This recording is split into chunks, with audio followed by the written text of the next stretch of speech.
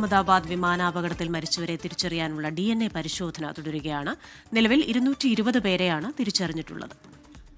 202 പേരുടെ മൃതദേഹം വിട്ടു നൽകി. മലയാളി രഞ്ജിത നായരുടെ മൃതദേഹവും ഇതുവരെ തിരിച്ചറിയാൻ കഴിഞ്ഞിട്ടില്ല. ബന്ധുക്കൾ അഹമ്മദാബാദിൽ തുടരുകയാണ്. അതേസമയം അപകടത്തിന്റെ കാരണം അവ്യക്തമായി ഇപ്പോഴും തുടരുന്നു. വിവരങ്ങളുമായി ഡൽഹിയിൽ നിന്ന് അജീഷ് ജയകുമാറാണ് ചേരുന്നത്. Ajeesh, good morning. രണ്ട് കാര്യങ്ങൾ. ഒന്ന്, മരിച്ചവരെ തിരിച്ചറിയാനുള്ള DNA പരിശോധന തുടരുകയാണ്. ഇപ്പോഴും മലയാളിയായ രഞ്ജിത ഉൾപ്പെടെയുള്ള പലരെയും തിരിച്ചറിയാനായിട്ടില്ല. രണ്ട്, ഈ അപകടത്തിന്റെ കാരണം എന്താണ് എന്നതിലും അവ്യക്തത തുടരുകയാണല്ലോ. ഈ ബ്ലാക്ക് ബോക്സ് അയച്ച് പരിശോധന നടത്തും എന്ന കാര്യത്തിലൊക്കെ എന്താണ് ഏറ്റവും പുതിയ വിവരം?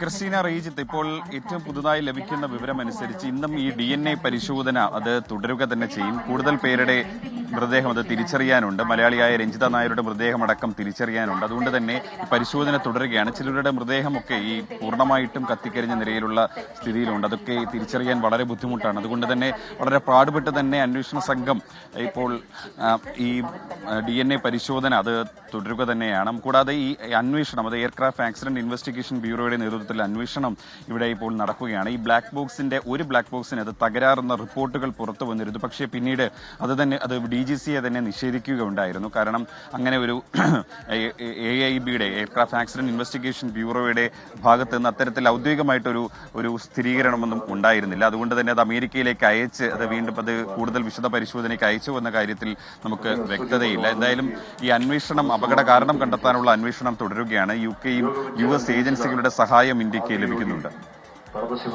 ശരി, അജീഷ് ജയകുമാർ ഡൽഹിയിൽ നിന്ന് വിശദാംശങ്ങൾ പങ്കുവയ്ക്കുകയായിരുന്നു.